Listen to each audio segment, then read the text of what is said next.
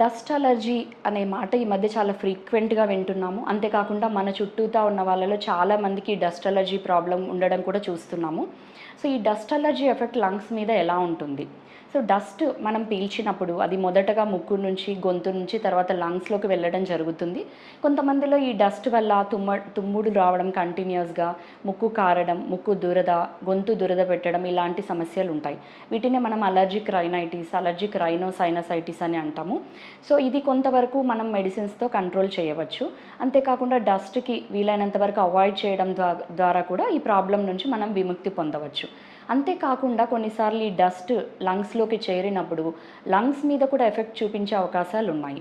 So, ఈ లంగ్స్‌లో డస్ట్‌కి ఎళ్ళినప్పుడు ఆ బ్రీతింగ్ ట్యూబ్స్‌లో వాపొచ్చి అవి మూసుకుపోవడం జరిగి, ఈ దగ్గు రావడం, పిల్లి కూతలు రావడం, ఆయాసం రావడం లాంటి లక్షణాలు కూడా ఉంటాయి. కొన్నిసార్లు ఇది ఎంత సివియర్‌గా మారుతుందంటే హాస్పిటల్‌లో అడ్మిట్ చేయాల్సిన అవసరం కూడా రావచ్చు.